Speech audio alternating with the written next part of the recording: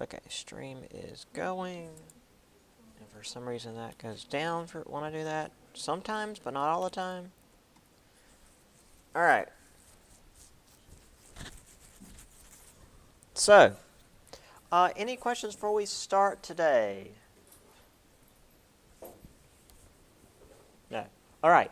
I did decide this like after y'all's class on Wednesday.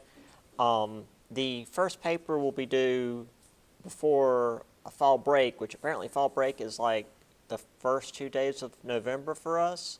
So the papers will be due like, I guess for us is October 30th, I think. So like get them to me before Halloween. So you guys have got plenty of time, like a month and a half. So yeah, I'll get the prompt for the default topic up on Blackboard if it's not already up there.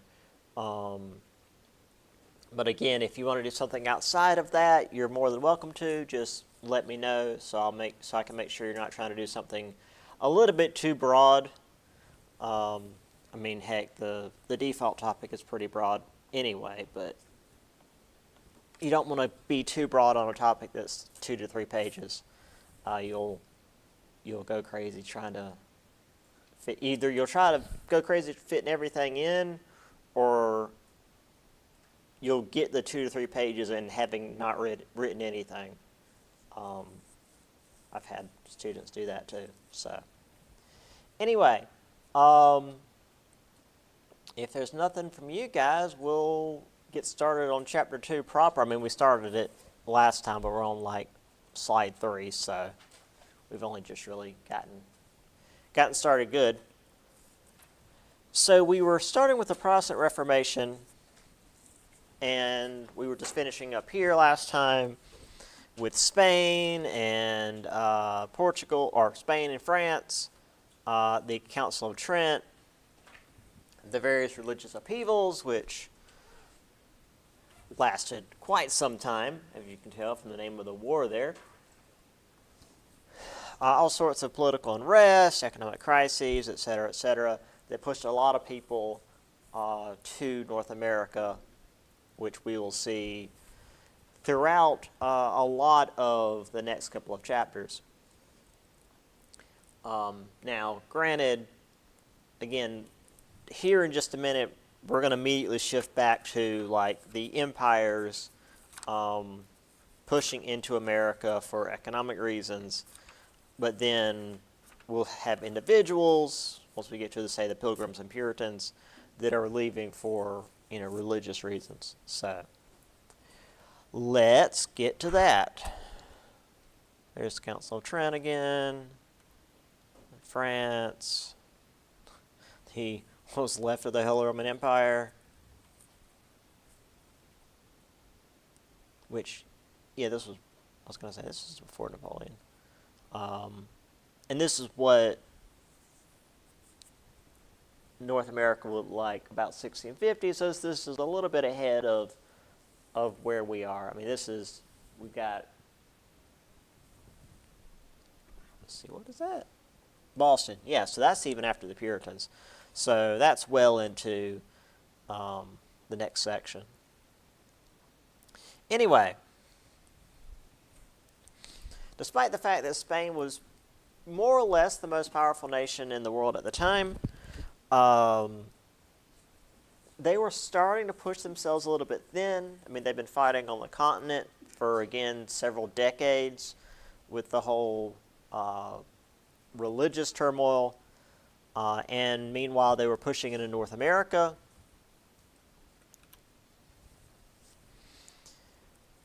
At one point, some French Huguenots, which is just the term for French Protestants, showed up in Florida to try to get away from France because, again, France is mostly Catholic. So you didn't have a real good chance of staying alive in France if you were not Catholic. So they decided to come to America, ended up in Florida, and the Spanish troops massacred them because, Spain's real good at that.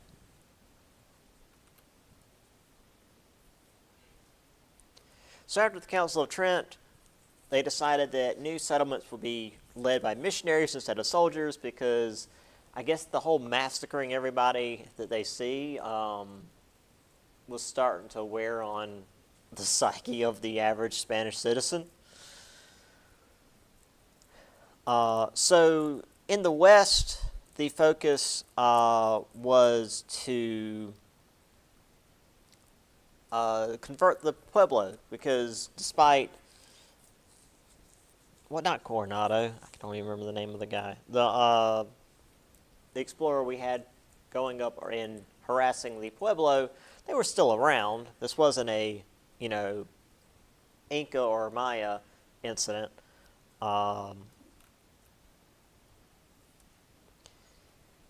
So the big push was to convert the Pueblo, which was all well and good until the friars there, the Franciscans, tried to force them to adopt European ways, including more or less making them slaves. Like, hey, do labor for us, which I'll read directly from the book what ended up happening. So missionaries periodically destroyed shrines, flogged Pueblo ceremonial leaders. Men rather than women farmed the land. Pueblo speak, cook, and dress like Spaniards. Largely ignored Spanish laws intended to protect natives from coerced labor, which again we already mentioned. Let's see. 500 soldiers who accompanied Juan de Onate, member of the wealthy Melanie family, seized corn and clothing from Pueblo villages and murdered or raped those who resisted because, Spanish force was confronted by natives at a Pueblo. 11 soldiers were killed, so the Spanish retaliated by slaughtering 500 men and 300 women and children. But then they backed off for a little while until the Spanish returned and founded Santa Fe, and the Pueblo more or less accepted the Spanish there because they needed aid from the Spanish to fight, famine, drought, and the very aggressive Apache and Navajo tribes in the region.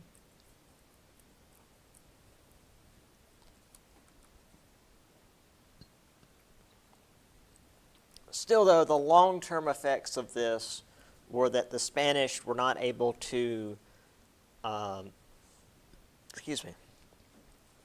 not able to expand further into North America.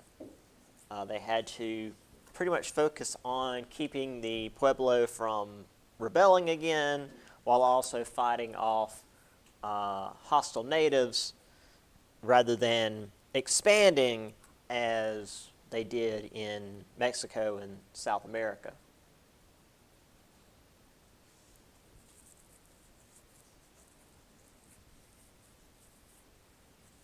Did I mention? I don't think I have because we haven't gotten to this part yet. The issue for the whole,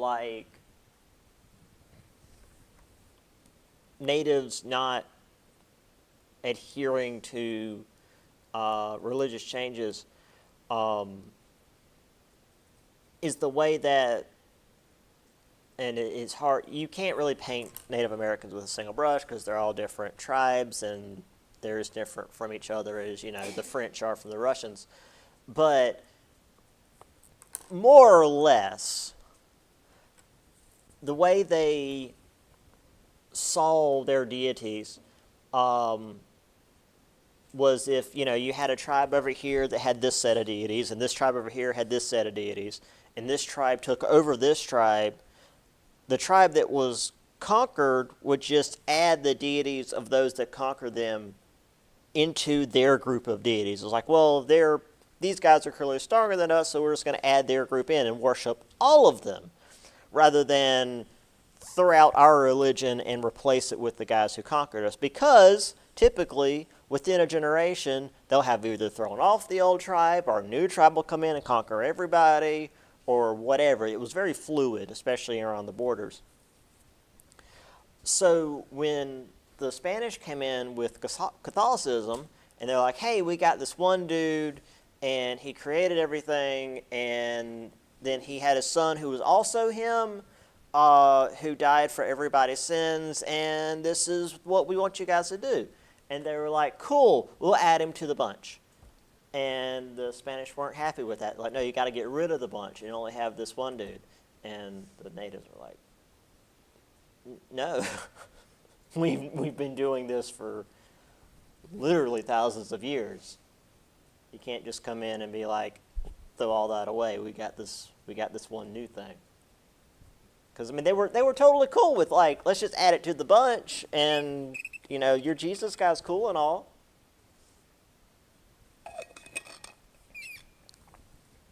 They weren't like, oh, we don't like this new stuff. It's like, yeah, just throw it in. That's cool. But the whole, like, you can't have anything else is what was the problem. So again, this is a bit more in the future. I mean, this is as far as the 1700s.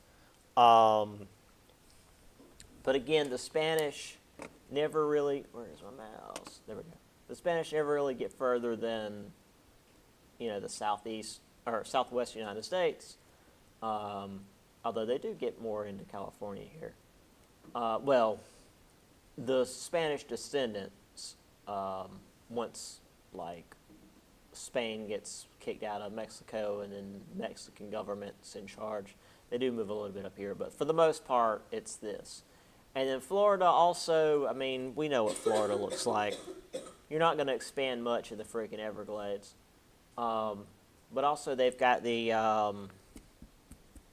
Seminole natives down there. The Seminoles also didn't play around. They weren't like, hey, we'll accept your God and add him to our bunch. They're like, we're going to shank you with this spear. Yeah, the Seminole continued to fight well up until the time of Andrew Jackson. They didn't play around. Actually, no, they outlasted Andrew Jackson. It took a long time to uproot the Seminole. And then, of course, we have the British and the French all through here. The purple here is land trading hands between the French and the English. We'll talk about that later. Here is what missionaries would wear through the Southwest deserts. That sounds like a fantastic idea, just all black.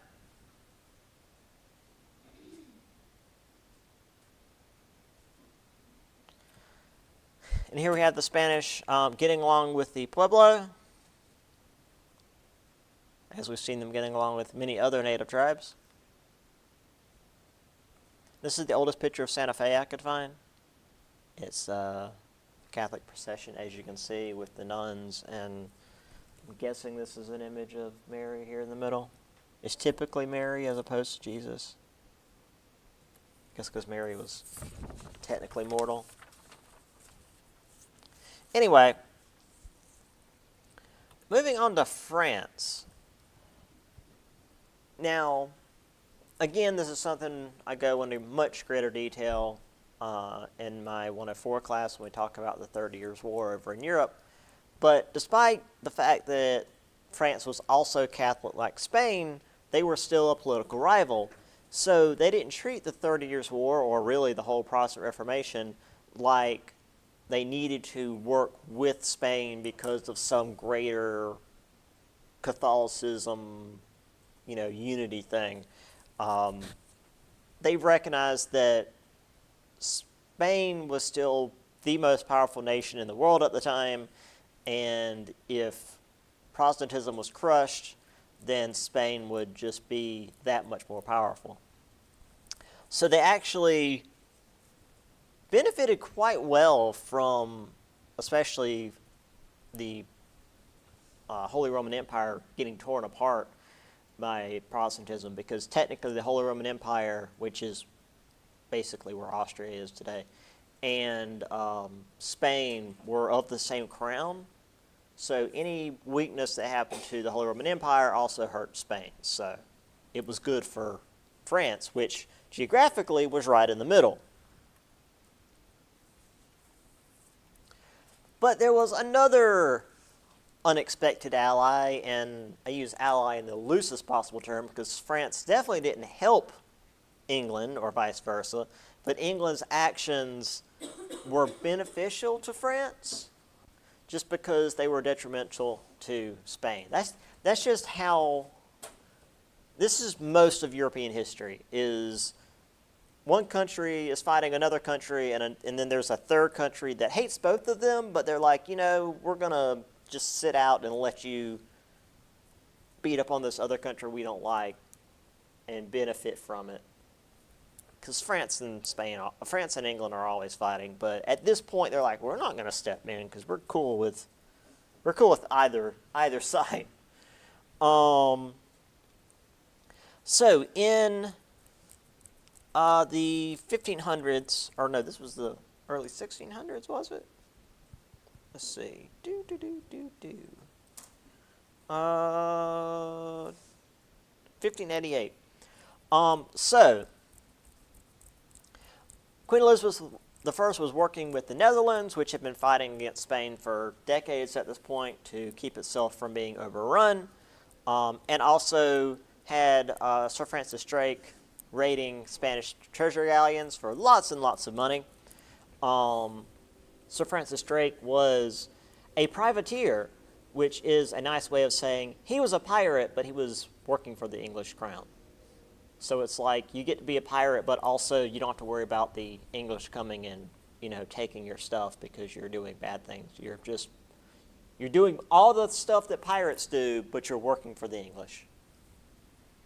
The downside is you don't get to take stuff from the English ships. The upside is you don't have to worry about the English ships arresting you. So, in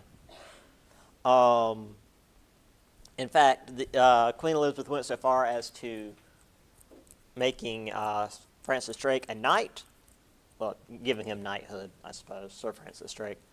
Well, the Spanish king was not happy with this, and there was a whole lot of other posturing behind it about like, a woman can't rule a kingdom, and Protestant this, and blah, blah, blah, and anyway, long story short, he decided to attack England with the Spanish Armada, which was the largest naval fleet that had ever been assembled in history up to that point. I think really up until the Battle of Trafalgar, which is another 200 years in the future at this point. We don't see another naval battle quite like this. No, this is, again, 1588, 250 years. This was a huge fleet, to say the least. But they were all like the huge battleships, just the biggest ships they could build, and the battle ended up being in the English Channel, which is relatively shallow. They weren't out in the middle of the ocean where these ships were made to fight. And the English and Dutch had smaller, faster ships that were able to outmaneuver and at least keep the Spanish off balance. Now, they didn't necessarily like beat the Spanish in an upfront battle, but they were able to keep the Spanish Armada off balance enough that the Spanish eventually just retreated. Now, in a naval battle, that just means we're going to do this again later. And the Spanish, had we not had a little incident later, would have probably eventually been able to draw the English and Dutch out to a naval into an oceanic battle and put them all under the ocean. However, on the way back to Spain, after circling around England and Ireland, this big storm came up and pretty much destroyed the Spanish Armada. Just crashed them against the rocky shores of of Ireland and Scotland. And because Spain had put so much money and, well, prestige into the Spanish Armada that we'd never really see Spain again as a major power at all. like 1588, Spanish Armada, this is their last big anything. We see them again as like secondary powers. They show up in the Battle of Trafalgar as like an addition to Napoleon's fleet. They're sort of a side civil war just before World War II that some people are involved in. There's this War of Spanish Succession that's like, we don't want other people allying with Spain, so we have a war over it. But there's never like, Spain is doing something on their own after this point. This was a huge deal. So this allows for France and England to essentially do whatever they want to do. They're able to go over to North America and begin setting up colonies. Because before this point,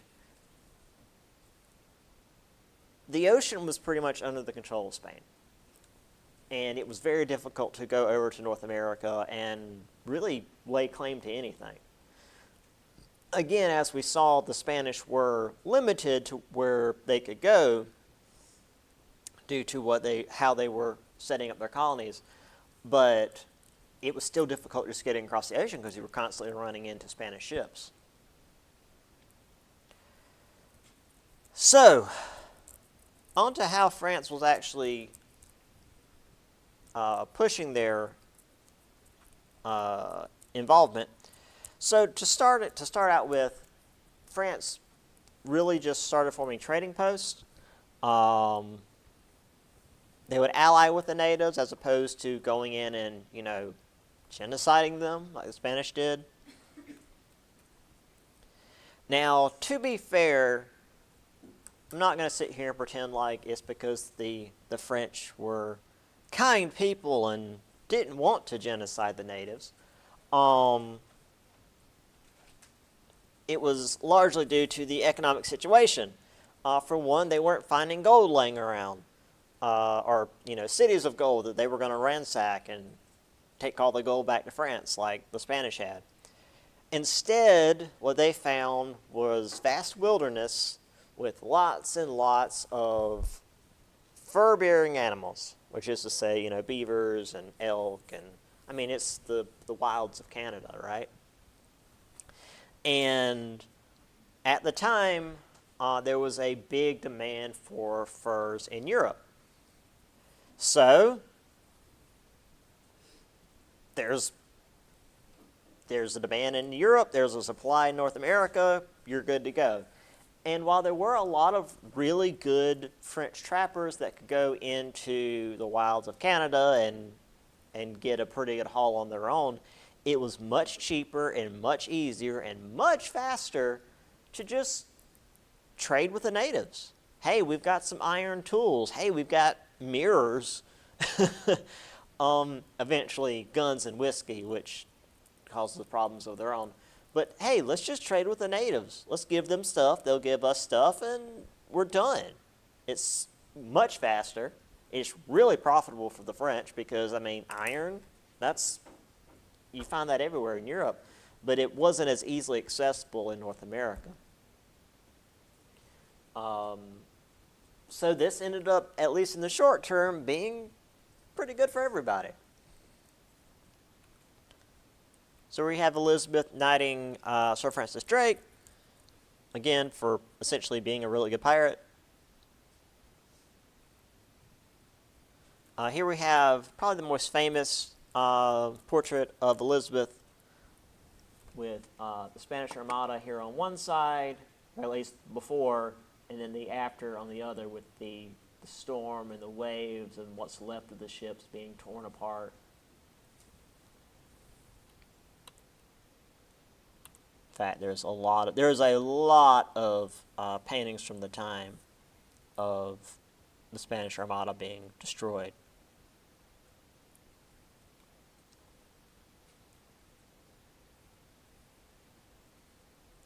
So this is typically this is more or less how it happened.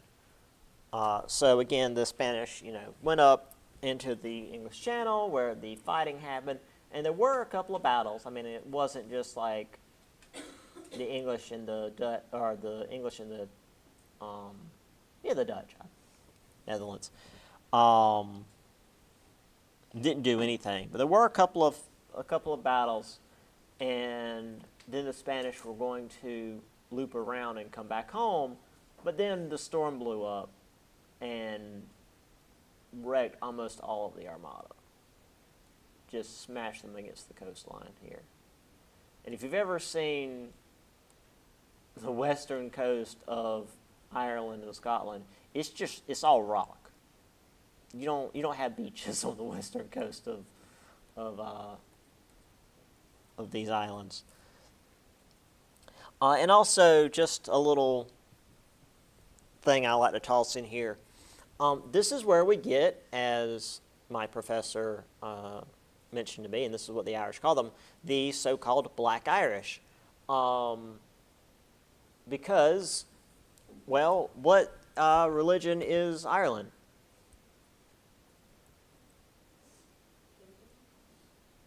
Well, for a lot of their history they were, but at this point, this is 1600s, and they really hated England, so they were Catholic, yes.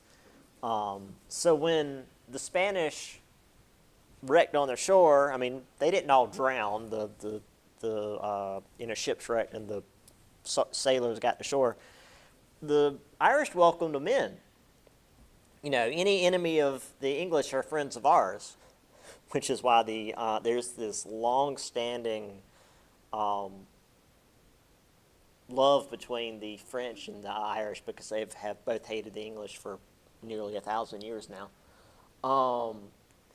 And a lot of the Spanish sailors, when they finally got the opportunity to go back home, decided just to stay in Ireland, and they married into the Irish. And today there's I say a group of Irish, but there's a part of the Irish genealogy that isn't the lily white skin and red hair. They've got slightly darker skin and dark hair, and that's the descendants of the Spanish. In fact, my professor that got me into history, he's Black Irish. He's got dark hair and some melanin in his skin.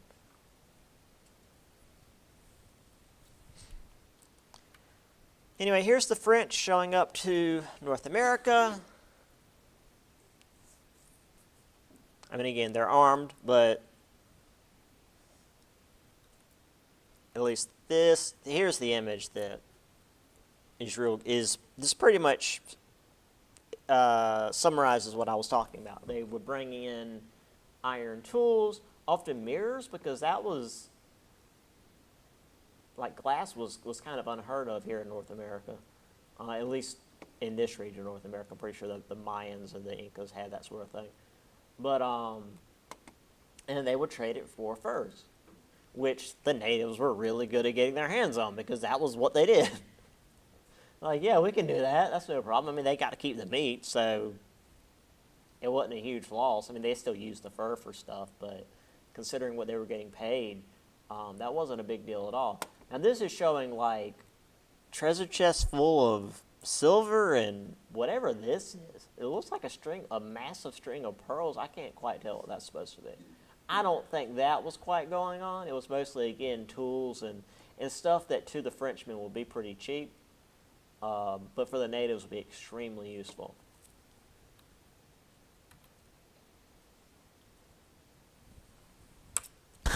Okay, so we got a little bit more going on in France. Now, they did gradually change their stance to more directly profit from what was going on in North America, which we'll see later on in England as well. Not just, what England does to start with, but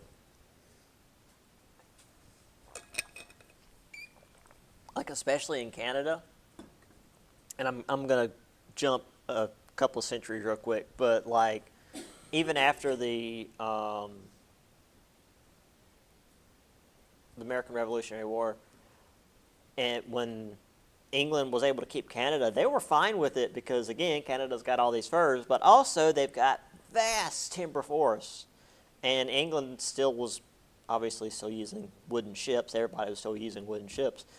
And England was like, yeah, we're cool with this. We need all these forests because England and Ireland are completely deforested. So like, yeah, we're happy with this. You guys can have your colonies, whatever. They weren't too fussed about it.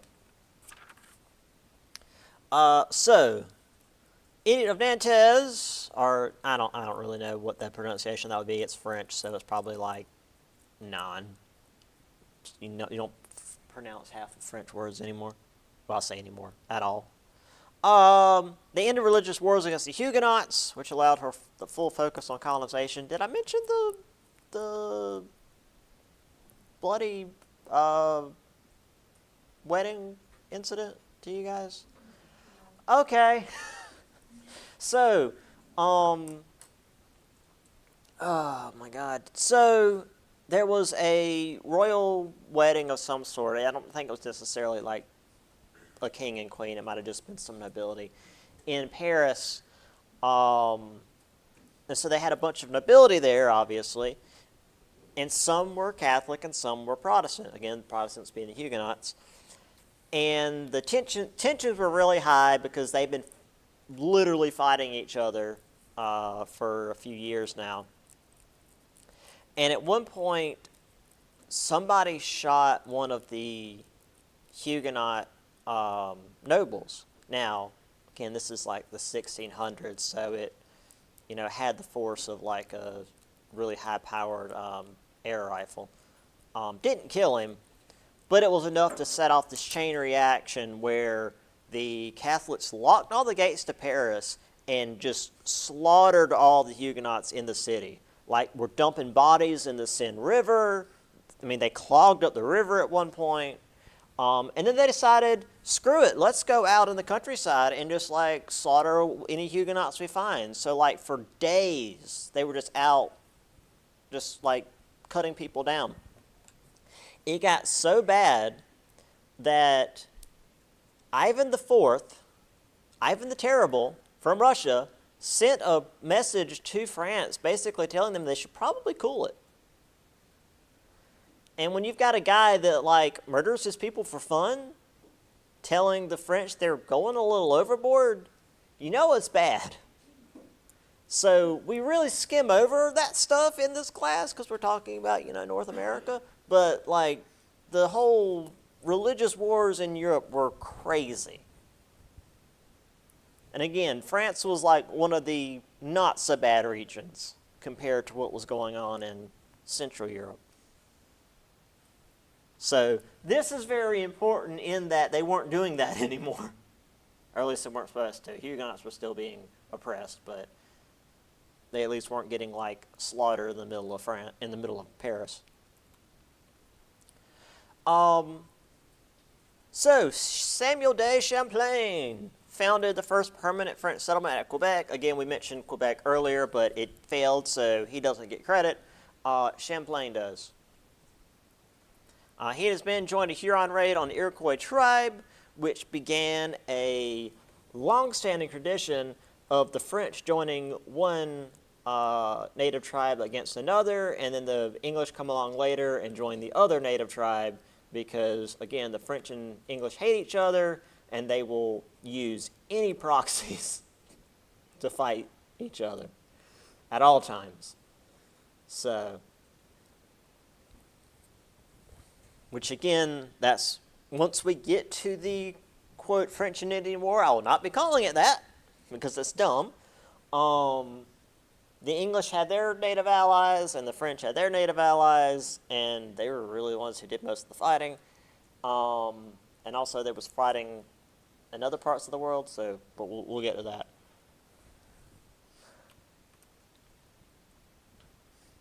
And even though Quebec was now a thing, it was now a proper settlement, it wasn't much of a settlement.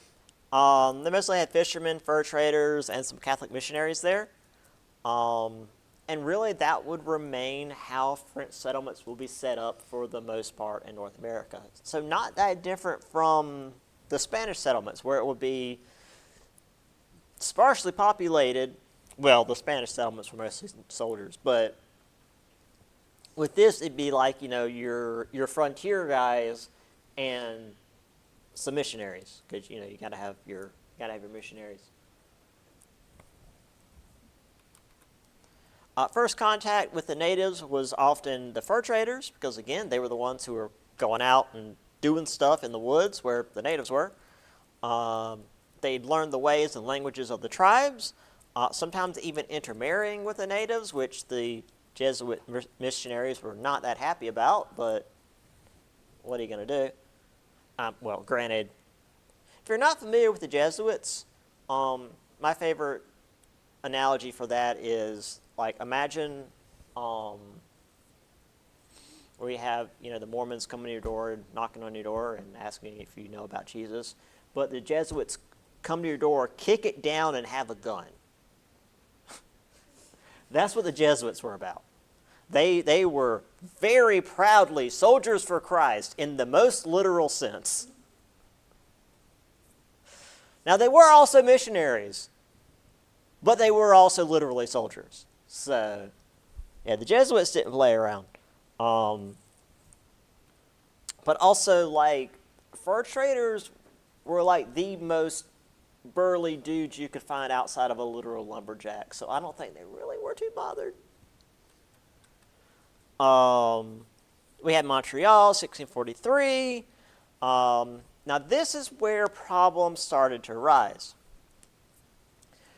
When you had just the natives living in the region by themselves, they would typically maintain some level of equilibrium between themselves and the natural world. They would, of course, hunt animals and fish and whatever. But when the French came in and they're like, hey, hunt lots of animals and we'll pay you stuff. And the natives were like, yeah, sure, we'll hunt more animals and bring you skins and we'll get stuff. It started to actually wipe those animal species out. And once it became harder to find the animals that produced the furs, the beavers and elk and whatnot, the French started moving west, which left the Huron tribes open to attacks by the Iroquois, and also began pushing European diseases further inland. Because, while I haven't mentioned it yet, the French were spreading disease just as much as the Spanish were. Not as intentionally as the Spanish often were, but the French are still European, and, it's still negative to the natives. 1681, French explorers discovered the Mississippi River and began heading south, and that river just kept going.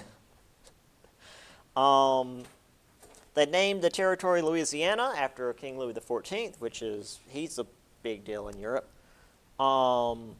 They also decided to be really cheeky and decide any land that is drained by this river will be Louisiana. And boy, there's a lot of rivers that connect to the Mississippi. So that's why when we get to the Louisiana Purchase later this semester, it's like a third of the entire United States. They also first and finally came face to face with Spanish explorers coming from Mexico, because you go down the Mississippi River and you hit Louisiana, and that's right next to Texas, and that's where the Spanish were. So at the end of the day, the French explorers and really even settlements weren't immediately negative to the natives, because again, they weren't like genociding them, Spain. But then again, Spain set like a really low bar. But in the long run, it was still going to cause hardship, because again, they were spreading disease, which you can't do much about in the 1600s. And as the need for fur spread, the natives started wiping out the animal species, which, as we're going to see later on, actually led to more warfare between the tribes because they were running out of things to trade with the Europeans, and then the Europeans only wanted slaves from other tribes, so the tribes started like raiding each other to take prisoners to trade with the Europeans. So, go Europe, you're making things worse, like usual. But again, this was way less bad in the short term. I mean, and even in the long term, I'd say it was worse. I mean, they're still around in the long term, which is better than what the Spanish did. So here we have the Edict of Nantes.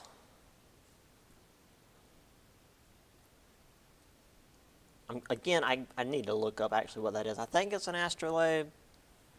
See those guys out traveling with the natives. Champlain. Got an initial exploration here around Cape Cod, and then this later one way down here on the St. Lawrence River, down into Lake Champlain. Boy, I wonder where that one got its name from. And then even all the way into some of the Great Lakes. So he was well into eastern Canada. So you have Champlain's habitation here, which I'm assuming is kind of where they built Quebec around. He just sort of expanded his little homestead here. I like this one. Merrymaking, as the title says. So you've got Native Americans, and also here, and the French fur traders just hanging out. So you've got, the French guy here playing a violin, which I'm assuming the natives wouldn't have heard. But you've also got a Frenchman here smoking tobacco, which is more of a native thing. So they're just hanging out, trading, cultural ideas. And this is the sort of thing that, a Jesuit, I feel like there should be like a Jesuit missionary somewhere here in the background looking angry. Just like glowering, looking disappointed.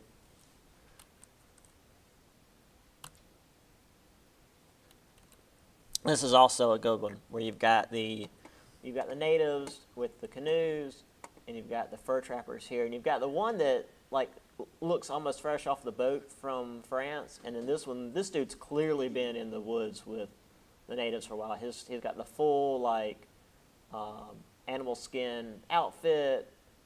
I mean, he's about gone half native at this point, and it's just they learn the ways of the natives. I mean, again, his shoes are basically, he's wearing moccasins, so it's quieter in the woods than if he was wearing the boots from France. So yeah, they learned a lot of the ways of the natives and supplemented their own ways, and of course the natives also learned from the Europeans, because boy, they learned how to use guns real quick.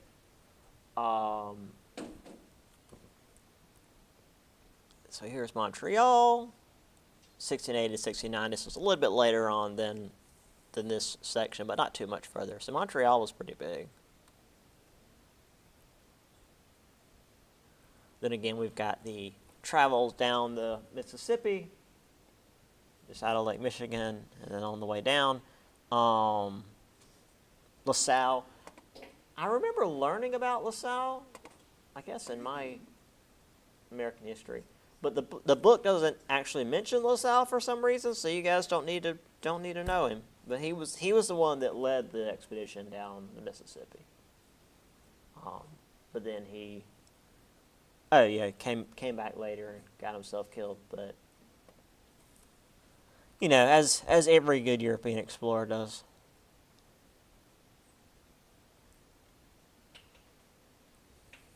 Okay, there's one other group here before we get to the English, and it's a group that I've mentioned a couple of times already. They're not real big, especially not in Europe land-wise. But as far as like worldwide empire, they were a pretty big deal. And that was the Dutch. So they jumped right into the Protestant Reformation, in particular Calvinism. They declared independence from Spain in 1581, and within 2 decades, they were this haven for Protestantism, trading hub for Europe. They had their Dutch East India Company, which is, obviously the Dutch version of the... Actually, I think the Dutch East India Company came before the English East India Company, which tried to run India for a while, and that's a whole separate thing. But yeah, I mean, they were a worldwide empire for a while. They were involved in Southeast Asia in a big way.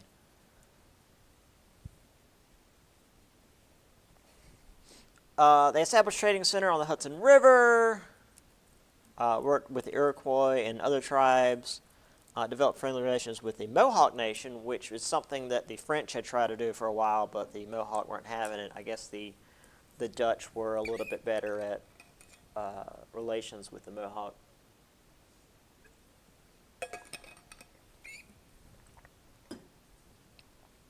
And relocated their trading post to Fort Orange, which is modern-day Albany. We'll get to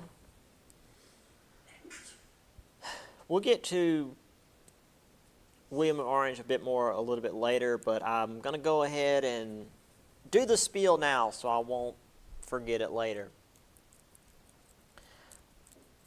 Fort Orange, William of Orange, and some other things. So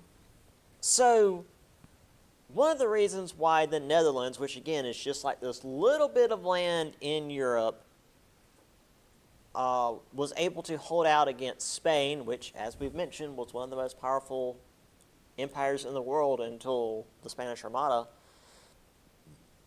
The reason it was able to hold out was due to, in large part, due to a single man named William of Orange.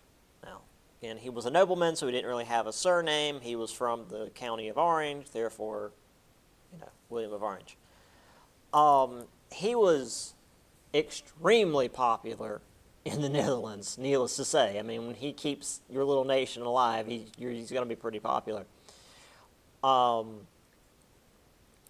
So a lot of stuff in the New Netherlands were named after him.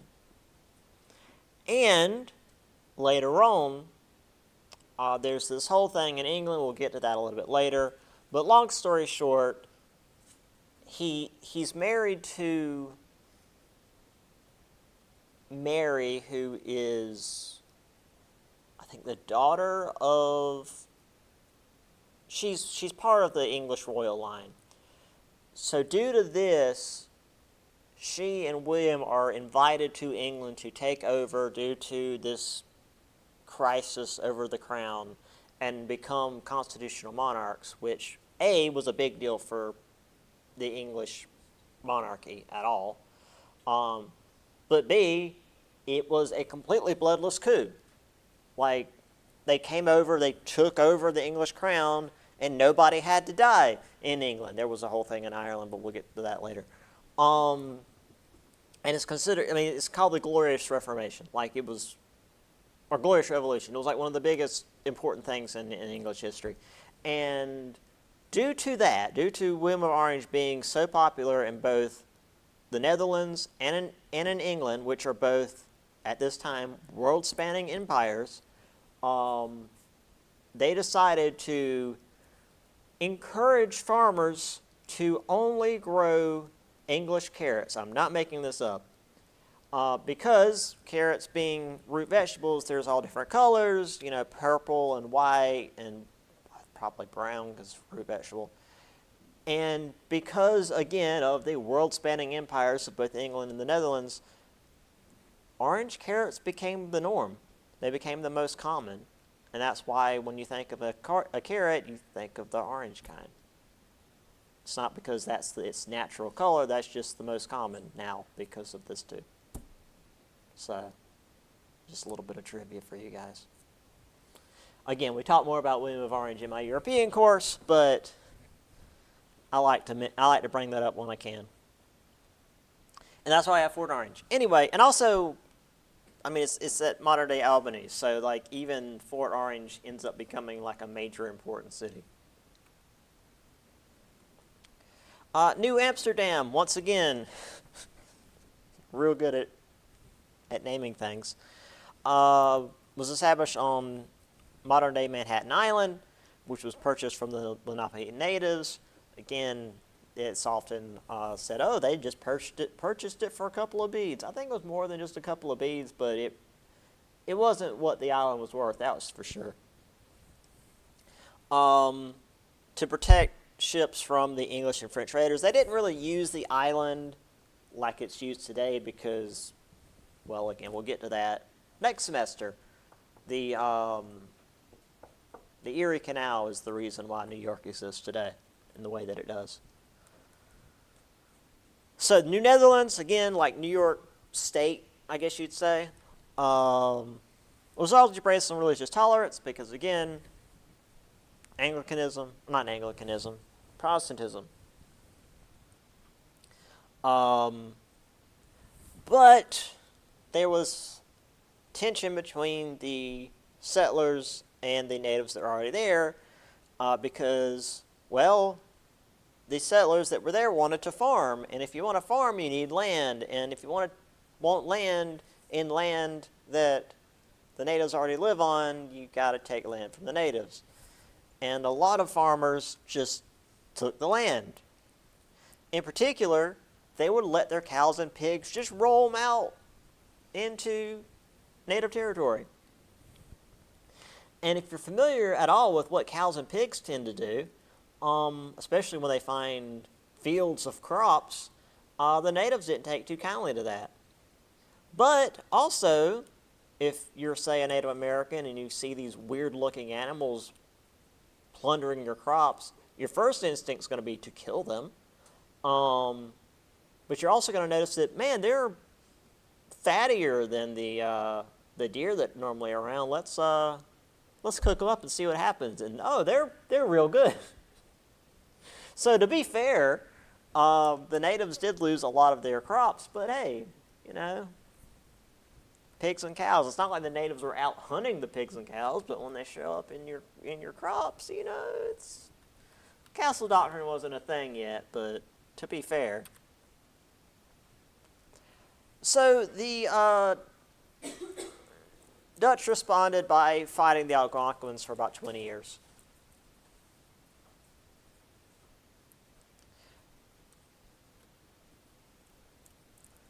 Now, they did maintain better relations with the Mohawks up north because, again, the Mohawks are a much more powerful nation, and they probably wouldn't have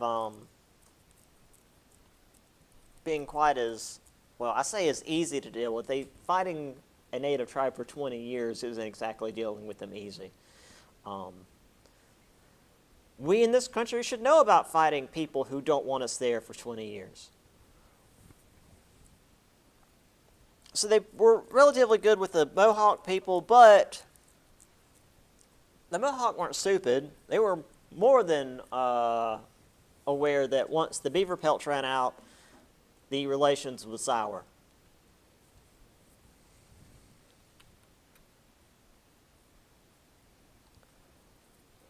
However, by 1664, once again, after like 20 years of fighting people that don't want you there, the population back in the Netherlands was kind of tired of the whole being on another continent and fighting natives that had been there for centuries, if not millennia. And when the English showed up with a fleet to fight the Dutch to kick them out, the Dutch just let them have it.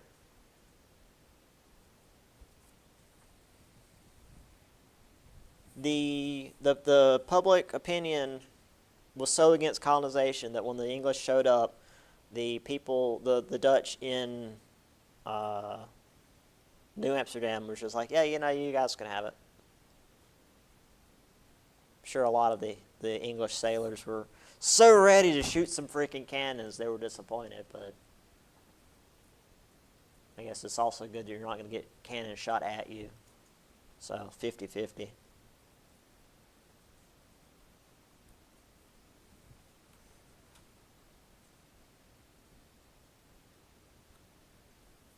And that was why that map I showed you guys a couple of slides back had that little blip of purple in the middle of the English line. That was New Amsterdam.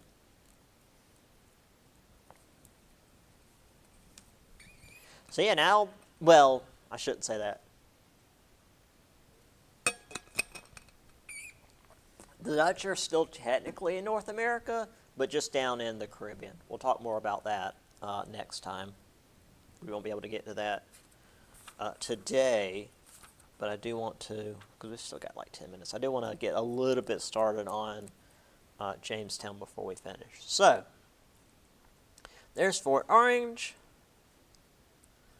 You can kind of see, I'll show you guys a better map, a better image of this.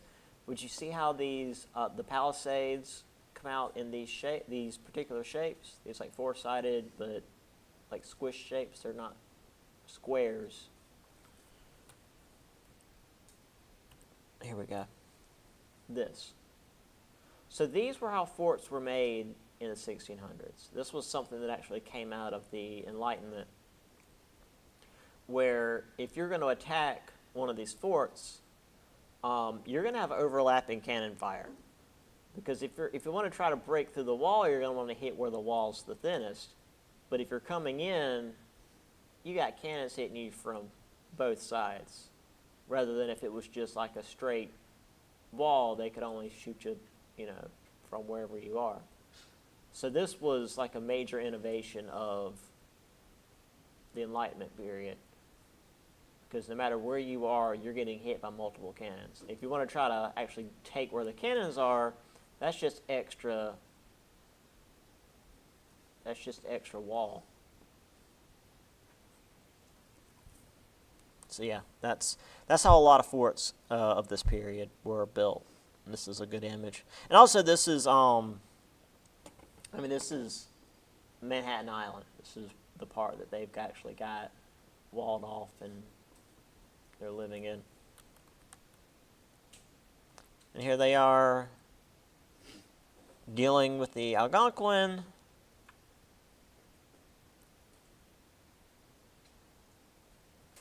And here we have Dutch Benjamin Franklin, I guess. The English have come to town, and everybody's getting ready to fight. And I guess they got the missive from the Netherlands that's just saying, "Hey, we're not fighting them. Just hand it over." And everybody's telling him, "We gotta go." And he said, "No, we're not. We're going home." This is a cool cannon though. It's got a tiger head or a lion head.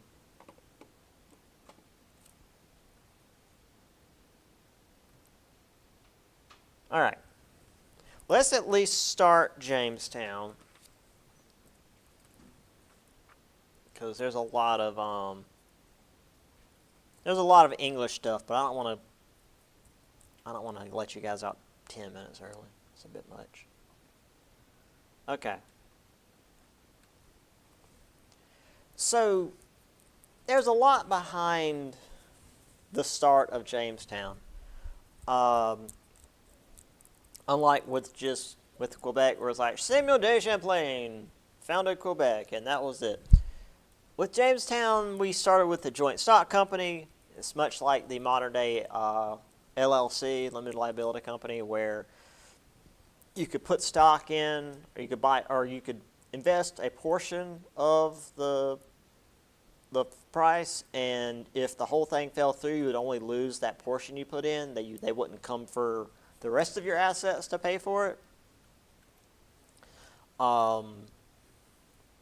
because it would be backed by the royal government, So again, if it did fall through, they would at least, maintain that you wouldn't go to debtor's jail because it fell through and they come for the rest of your money. That was how a lot of investments were before then, which meant that since these investments were now safe, thanks to the royal government, more people would invest in them. So Virginia Company was founded in 1606.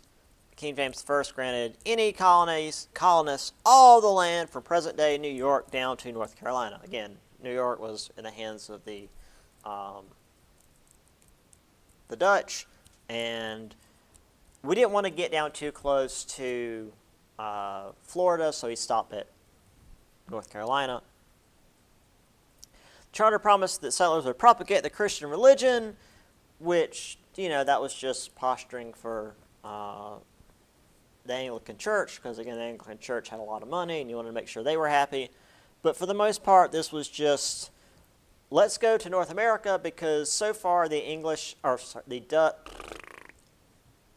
Spanish and the French have made a lot of money. So let's get in there and get our piece.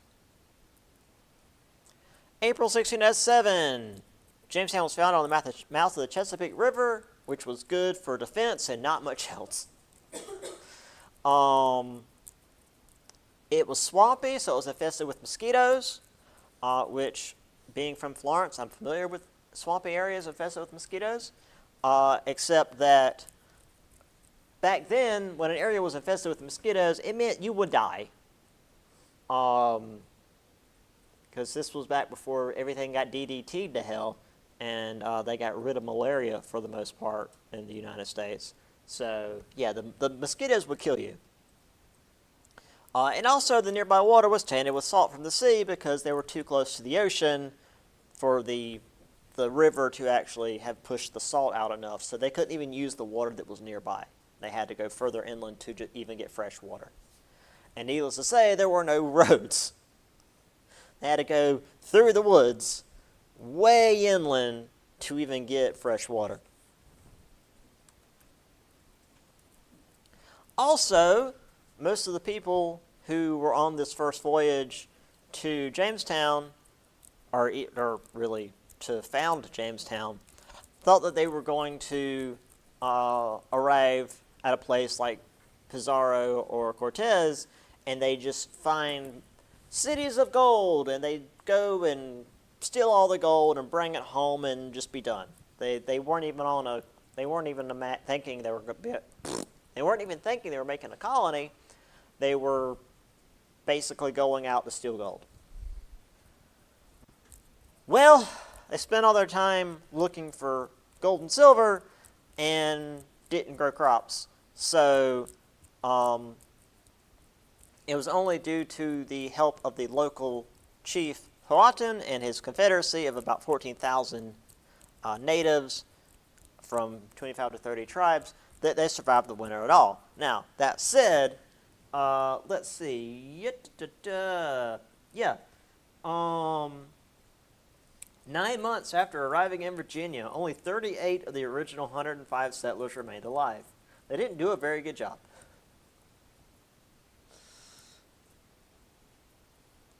So they tried again with a whole, you have to actually freaking work if you want to live plan. 7-year indentured servitude, which is to say you're basically enslaved. You have to work for 7 years, and after the 7 years, you're given a plot of land and a little bit of money and some tools and told to go and try not to die of starvation. However, there was a severe dry spell, which is a nice way of saying a drought, and even Powhatan's people were suffering from it. Let's let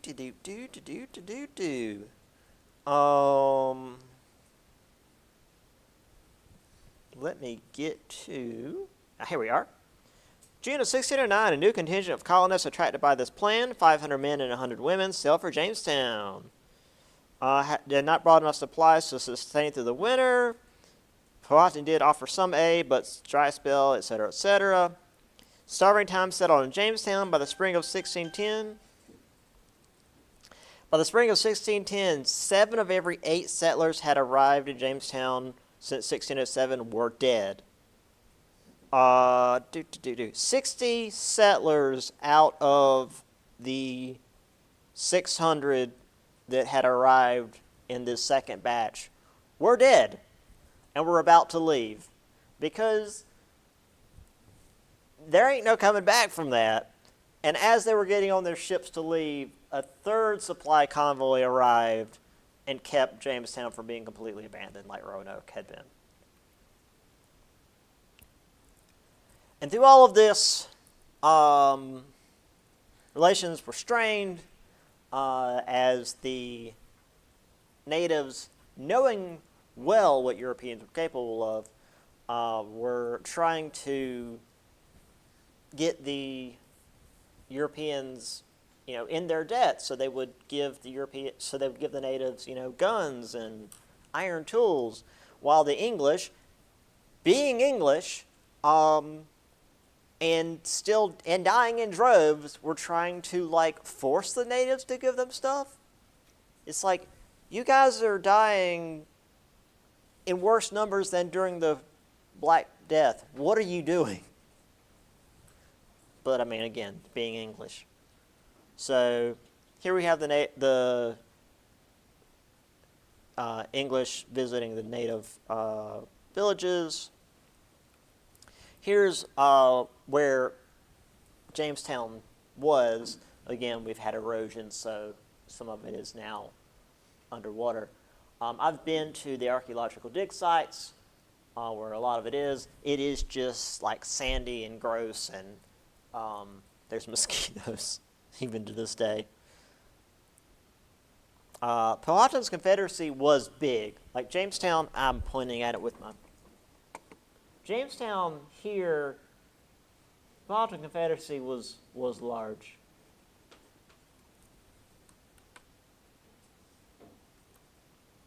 All right. We'll get further into the rest of it later. And yeah, I'll see you guys on Wednesday.